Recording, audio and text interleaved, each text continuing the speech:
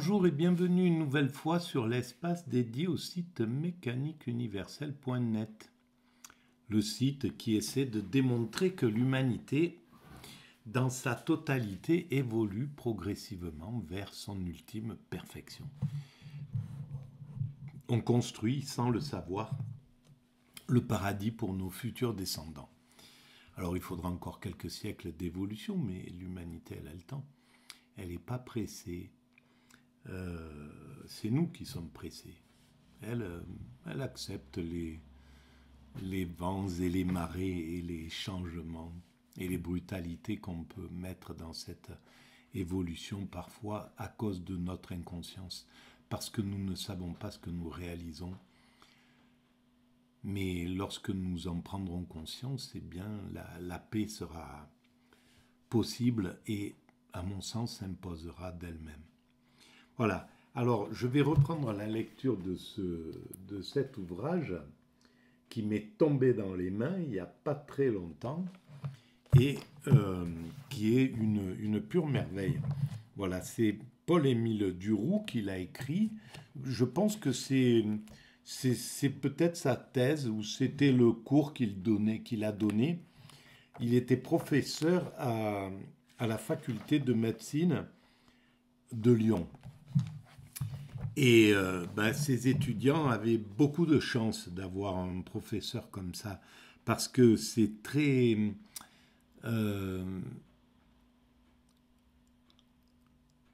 ouvert comme culture. Ça ouvre des perspectives et ça éclaire des connaissances humaniste et bienveillante sur l'humanité et sur l'évolution de l'humanité. C'est vraiment intéressant. Voilà. Alors, je ne sais pas si maintenant les professeurs, les élèves en médecine bénéficient de professeurs comme ça qui sont en même temps des philosophes. Est-ce qu'ils ont des cours de philosophie? Est-ce qu'on leur enseigne des idées aussi intéressantes. Alors cet ouvrage, il a été publié en 65-66. Voilà. Donc je lis, je pratique comme ça. Je lis, je découvre en même temps et je commente éventuellement. Allons-y. Alors là, c'est la cinquième vidéo. Donc si vous voulez avoir tout le cursus, vous écoutez avant. Et c'est sur les philosophes ou les penseurs ou les scientifiques qui se sont intéressés à l'évolution de l'humanité, à l'évolution globale du vivant, en principe. Alors on y va. Là, c'est Albert Mendel. Pour Albert Mendel, né en 1894, donc il n'était pas encore mort en 1966, quand ce livre a été publié. Il n'y a pas la date de sa mort. Le changement est la loi du monde. Pour Albert Mendel, le changement est la loi du monde. Il remarque en effet que les groupes animaux qui disparaissent en arrivent là par immobilisme. Donc c'est quand il n'y a plus de changement, quand il y a quelque chose qui ne... Alors ça c'est intéressant, parce que ça veut dire, selon moi, l'humanité va vers son ultime perfection, et cette ultime perfection, elle a plus besoin de changement en principe, puisqu'elle atteint un état de contemplation. Donc il faudra voir comment l'humanité va gérer cette possibilité que serait l'extinction à ce moment-là, évidemment. En arrive là par immobilisme. Dans un sens, on pourrait dire que l'évolution, c'est l'être même, car il paraît impossible de le concevoir en dehors du changement et de la durée. C'est être même, être, exister. Il n'y a rien qui montre que ça ne peut pas évoluer, qu'il n'y a pas une évolution dans quelque chose en fait. L'immutabilité et la permanence ne sont, comme le néant, que de pures abstractions qui s'évanouissent dès que nous essayons de leur conférer quelque réalité. Il n'y a rien qui est immuable, rien qui est figé, même un caillou, il évolue, il est dans un principe d'évolution, etc.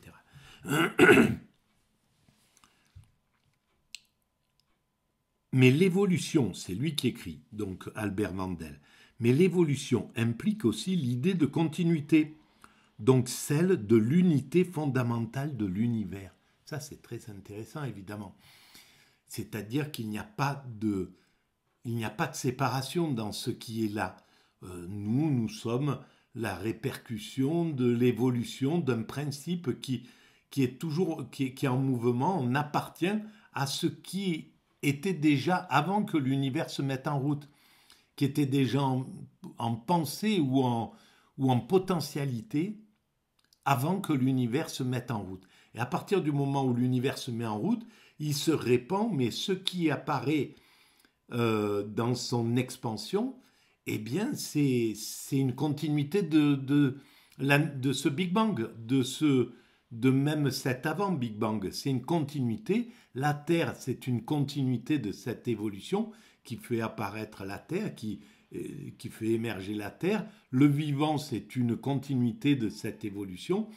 L'évolution du vivant, c'est une continuité de cette évolution.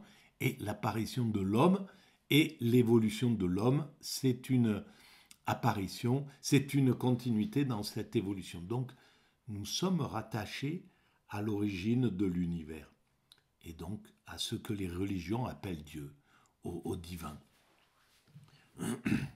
Vandel présente la naissance. Alors non, mais l'évolution implique aussi l'idée de continuité, donc celle de l'unité fondamentale de l'univers. L'œuvre de science a été de ramener la diversité à une unité, non de structure, mais de filiation. Unité n'est point identité. L'unité, c'est l'unité de l'univers. C'est une totalité. Et il faudra qu'on pense aussi cette unité pour l'humanité.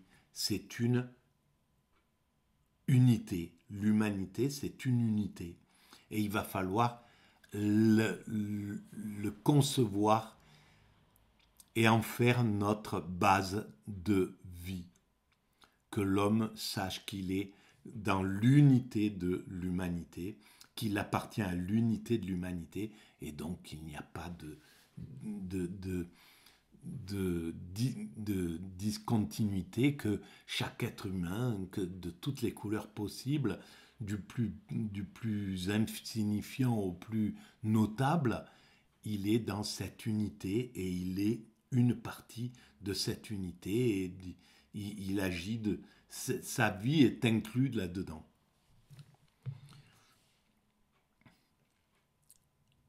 Vandel présente la naissance de l'homme comme un prolongement de l'évolution organique. Le monde n'est rien d'autre, écrit-il, qu'un développement incessant, engendrant au cours de son développement des êtres d'une qualité de plus en plus élevée, riche de plus en plus d'esprit, d'intelligence et d'individualité, développant toujours plus le système nerveux et le psychisme. Alors il faut replacer cette réflexion à l'époque, en 60 et quelques, on ne pourrait plus dire ça, des êtres, engendrant des êtres d'une qualité de plus en plus élevée. Non, la qualité, elle est identique entre une éponge et un être humain. On a évolué sur un autre, on a fait évoluer autre chose, on a une autre responsabilité et un autre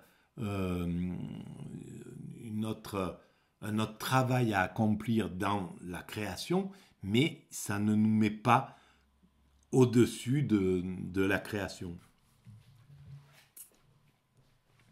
Par contre, oui, le psychisme, il se développe, le système nerveux, l'intelligence, on peut dire, oui, c'est clair, mais c'est plutôt, sur la mécanique universelle, j'essaie de dire que c'est plutôt l'expression de l'amour qui se sophistique, qui s'ouvre, qui se développe. L'amour est déjà présent chez le crocodile, chez le poisson, etc., dans l'arbre, dans tout ça. mais simplement la manifestation de l'amour va s'exprimer de mieux en mieux dans la montée progressive du vivant, dans l'évolution du vivant jusqu'aux mammifères et aux mammifères supérieurs, puis à l'homme. Voilà, l'homme peut atteindre un état d'amour absolu, qui est l'extase, la béatitude, le nirvana, l'éveil. Mais à mon avis, il n'est pas le seul à pouvoir atteindre cet état. Et je dis d'ailleurs que les baleines ont déjà atteint également cet état. Voilà, on continue. Le véritable ressort de l'évolution est donc de nature spirituelle. Vandel réintroduit le psychisme dans le vital, mais il reconnaît une origine commune à la vie et à la matière inerte. Ouvrez les guillemets. On peut imaginer la naissance à partir d'un univers construit sur quelques plans d'organisations électroniques, de voies divergentes, dont l'une conduirait à la matière inanimée, qu'étudie la physique classique, et dont une autre engendrerait la substance vivante, centre de synthèse et d'organisation. Le vivant d'un côté et la matière organique. Mais le vivant ne vivrait pas sans la matière organique. C'est vraiment une totalité. Si on n'avait pas la terre qui nous retient, les choses, ce qu'on appelle la matière, ben, on volerait dans la stratosphère et ça ne serait pas possible, on n'existerait pas, on ne pourrait pas vivre. Donc on est dépendant de la matière, et la matière est, bon, elle n'est pas dépendante de nous, mais par contre elle soutient le vivant. Le vivant est là parce qu'il y a la matière. Donc c'est vraiment une osmose qui est déjà présente. Voilà. L'apparition de l'homme ne fait donc qu'accomplir une destinée préparée de longue date par la succession des vivants. L'homme étant ainsi le résumé du monde. Ouvrez les guillemets. Le devoir de l'homme est donc immense, car son œuvre se confond avec la destinée universelle. En dépit de multiples reculs, de régressions manifestes et d'innombrables échecs, l'histoire de la vie est incontestablement et avant tout une promotion de l'esprit. Bien sûr, il n'y a rien qui nous montre que la montée vers un esprit supérieur ou vers l'émergence d'un esprit absolu, d'un esprit capable de comprendre l'univers, il n'y a rien qui a montré que ça s'est interrompu. Même si parfois il y a eu des régressions, des échecs, le vivant à des moments a subi des extinctions, etc. Mais quoi qu'il arrive, il a continué à progresser tout le temps, sans arrêt. Il ne s'est jamais achevé. Il est tout le temps dans la progression. Le vrai problème, c'est la constante dérive de tous les types organiques vers des états psychiques de plus en plus élevés.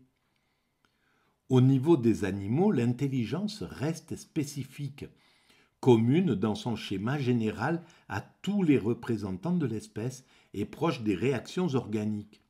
Au niveau de l'homme, elle devient une intelligence individuelle.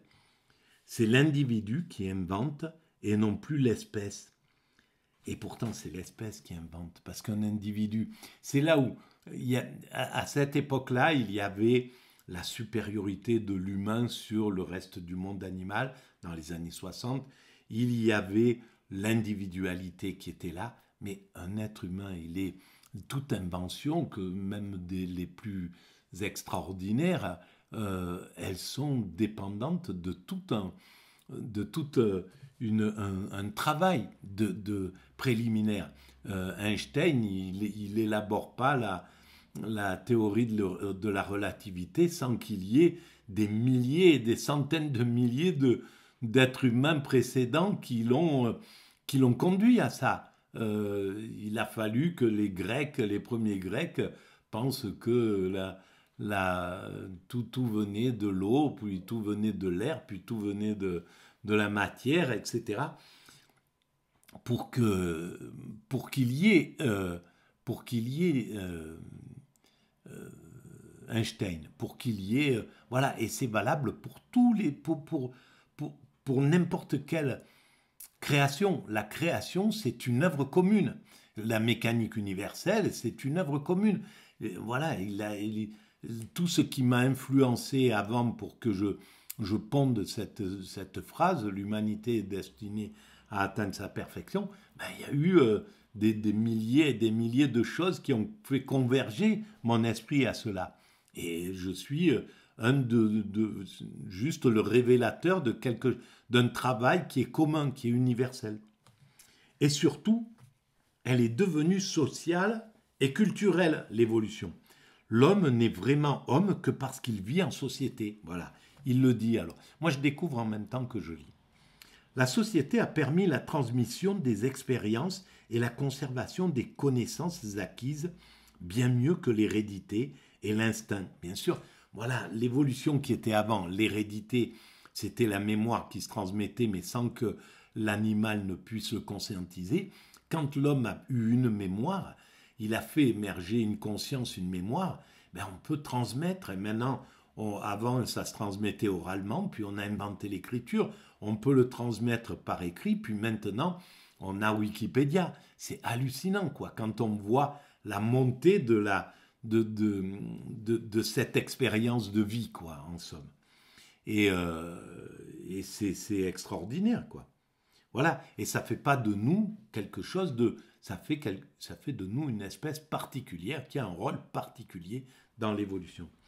L'éducation acquiert un rôle de premier plan. Méthode psychique, elle se substitue en tant que mode de transmission à l'hérédité, phénomène organique. Exactement, l'hérédité continue à marcher, continue à avancer, les hommes grandissent, le cerveau, je faisais des peintures justement avant de tomber dans la mécanique universelle, je faisais des peintures avec des hommes qui avaient des crânes énormes, quoi, qui étaient vraiment, ça occupait tout le truc, puis le visage était une toute petite partie du truc pour dire que, voilà, ben, c'est une des évolutions dont on n'est pas conscient, voilà, mais on travaille à cette évolution-là, on y participe, évidemment. Avec l'homme apparaît un nouveau plan biologique. Le plan humain a relayé le plan animal. Mais le vivant n'est cependant pas entièrement libéré de l'organique, en particulier de l'hérédité. Et les possibilités intellectuelles de l'homme restent limitées par son organisation nerveuse. Tout ça, on le fait développer. On trouvera les moyens d'exprimer le maximum de nous-mêmes. C'est ce que l'homme cherche inconsciemment. On y parviendra. Teilhard reprendra ces thèmes et le groupera sous une tête de chapitre à qui il donnera un nouveau mot, la noosphère. La noosphère, voilà, ben ça sera à réfléchir derrière. Comme M. Vandel l'a très justement, judicieusement mis en exergue, deux points, ouvrez les guillemets, il convient avant tout d'intégrer l'homme dans l'évolution, bien sûr. Et très rapidement, il apparaîtra que l'anatomiste et le biologiste ne sont pas les mieux placés pour obtenir cette convenance, puisque c'est au-delà des constatations physiques que se trouvent les explications. On les recherche en vue de trouver ces explications touchant notre raison d'être et cette évolution. L'interprétation de l'évolution selon Vandel repose sur les analogies que l'on relève entre l'évolution et le développement individuel. Selon cette méthode que nous appellerons embryogénique, par ailleurs très classique, l'évolution se présente étape par étape comme si elle suivait le chemin de l'embryogénèse, c'est-à-dire le développement dans la matrice féminine de l'embryon et du fœtus humain. Et oui, l'évolution de l'humanité, c'est ça. C'est une naissance, voilà, une naissance d'une ovule ovulée qui va progressivement grandir, grossir, se concrétiser. Et l'humanité, c'est ça, jusqu'à atteindre une une maturité. Et on est dans ce mécanisme-là. Et on est dans le mécanisme de l'évolution d'un individu. L'évolution de l'humanité, elle est sur le même principe. Elle a une naissance, une enfance, elle a été bébé, puis enfant, puis adolescent. Peut-être on est encore dans l'adolescence ou dans la sortie de l'adolescence et on va rentrer dans l'âge adulte, l'âge de la responsabilité. On voit bien que on y est, mais on n'y est pas complètement. Et puis voilà, on va vers la sagesse. L'interprétation, donc, voilà, nous sommes tout à fait décidés à faire l'étude parallèle de l'évolution qui s'étend sur 3 milliards d'années dans le cosmos et sur la planète Terre. Et bien maintenant, on en est à 15 milliards, l'évolution du cosmos. Donc, c'est fou comment les choses évoluent quand même. L'évolution sur 3... Je pense que c'est ça. Hein. Et de l'embryogénèse humaine de 9 mois dans le sein maternel. Les analogies sont si frappantes que les anthropologistes et Albert Vandel ont qualifié cette conception d'organiciste. Alors ce qui est étonnant, puisqu'elle recherche l'origine de l'évolution non point dans l'intervention des facteurs extérieurs à l'animal, milieu ou sélection, mais dans l'organisation même du vivant. Et Vandel s'exprime en quelques mots, l'évolution c'est la vie. Sans l'évolution, il n'y aurait jamais eu de vivant. Voilà, dans cette évolution. Et ce qui est étonnant, c'est que là, il y a cette réflexion dans les années 60. Dans ces années-là, Sartre, Camus, je ne sais pas, je pense qu'il était déjà décédé. Mais bon, tous ces philosophes de l'époque étaient au courant qu'on pouvait penser l'évolution. Mais ils n'étaient pas à un moment de l'histoire de la philosophie qui pouvaient s'intéresser de ça. Elles s'intéressaient de la politique, ils s'intéressaient de l'évolution, il y avait le communisme qui était là, il fallait se situer par rapport à lui, pour ou contre le libéralisme qui était là.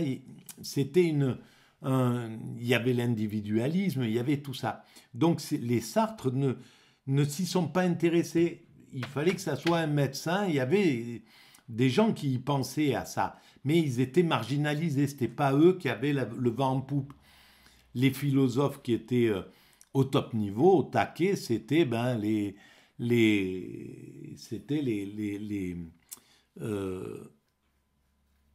c'était les Sartre et compagnie, et puis plus tard, les Derrida, etc., voilà, qui sont arrivés.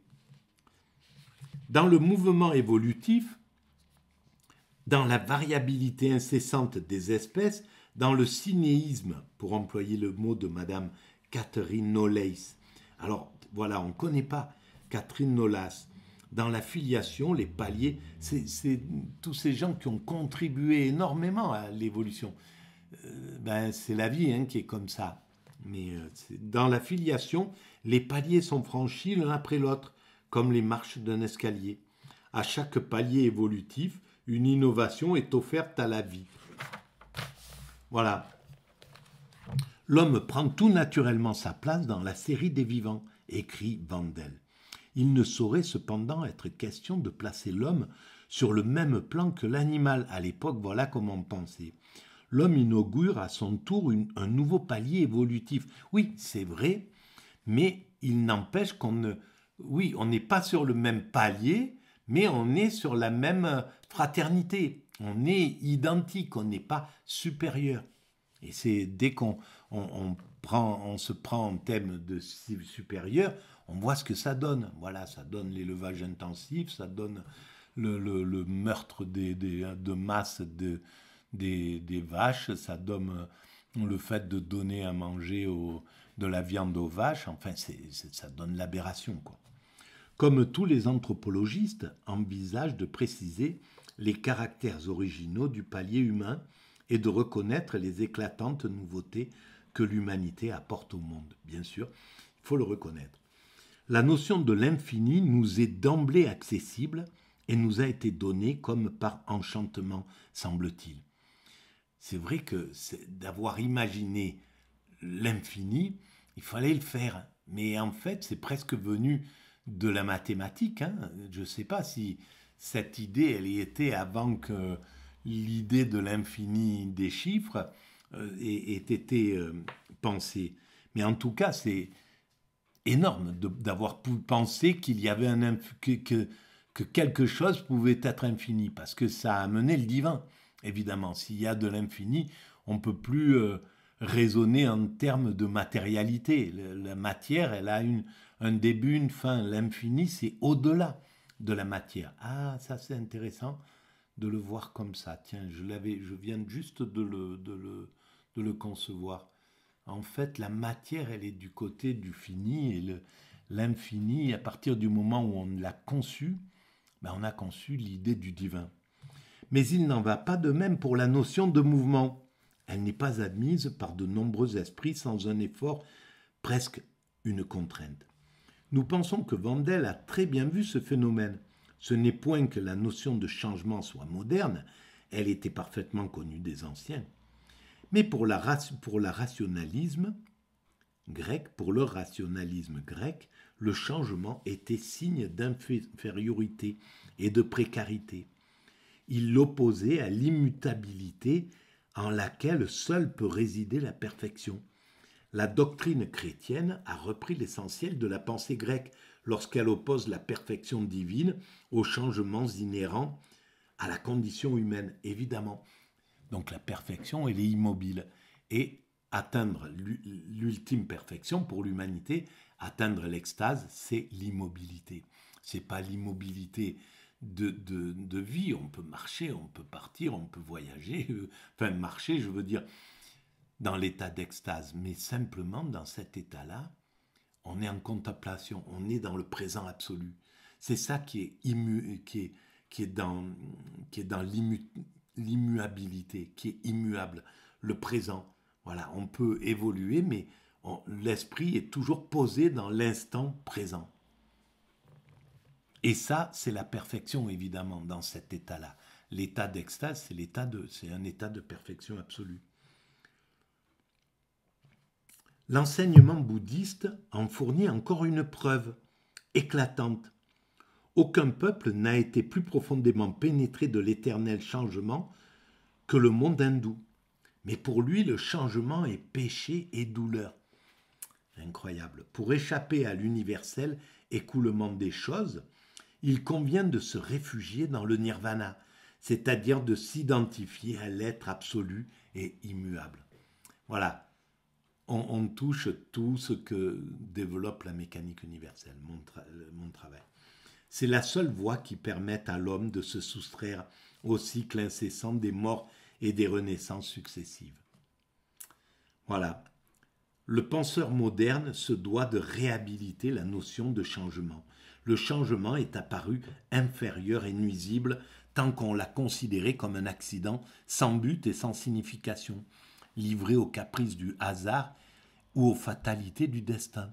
C'est l'immense mérite de la doctrine de l'évolution que d'avoir établi la fausseté de cette assertion, en prouvant la valeur du changement et son rôle dans l'explication de l'univers. Voilà, là on voit que donc Darwin a amené une idée positive du changement. Le changement à ce moment-là, il participait de l'évolution et on ne le voyait plus comme quelque chose de négatif, mais comme une réalité de la création et qui avait son sens et sa raison d'être.